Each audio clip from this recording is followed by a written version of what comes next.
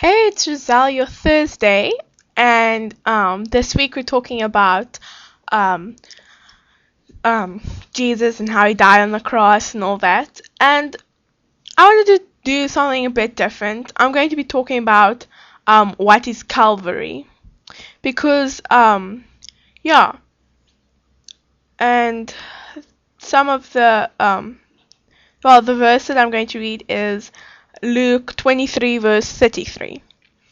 When they came to a place called the Skull, Calvary, they nailed him to the cross, and the criminals were also crucified, one on his right and one on his left. Okay, I'm reading this a little passage about what is Calvary out of a devotion, not mine, but my mom's and my sister. Well, it's for mothers and daughters, but it's also cool for like friends and stuff together. Okay.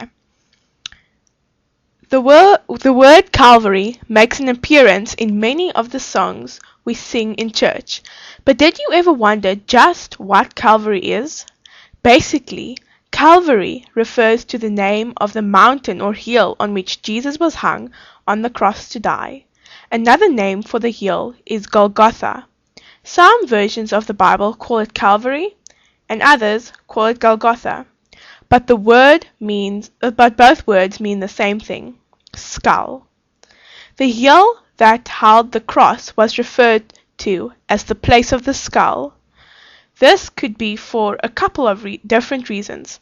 Some believe it was called that because it was a place of execution and there were many skulls and bones that covered it.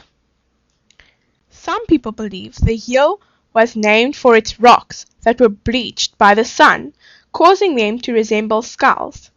Others say there's a possibility that from a distance, something about the shape of the hill actually looked something like a giant human skull. Freaky, huh? One thing is definitely true about Calvary. It was not pretty.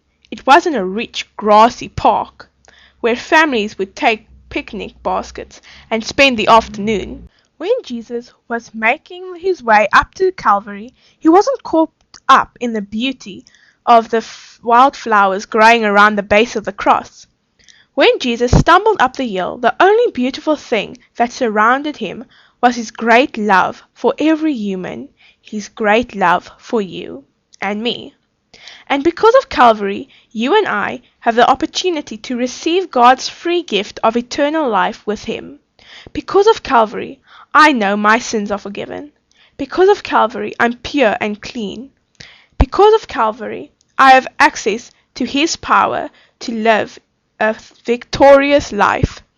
And because of his Calvary, hope cannot be taken away from me or from you. So that's the little message that I read, and a little thing.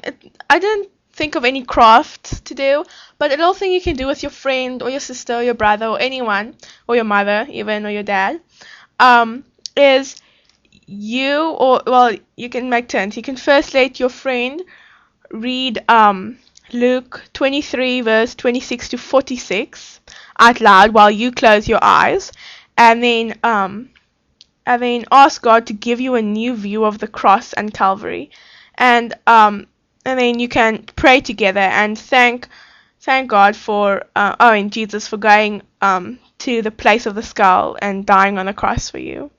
So I hope you enjoyed this little message, and I hope you learned more about what Calvary means, because we hear that word so much, but so now we finally know what it means. But yeah, thank you for listening. See you next week. Bye.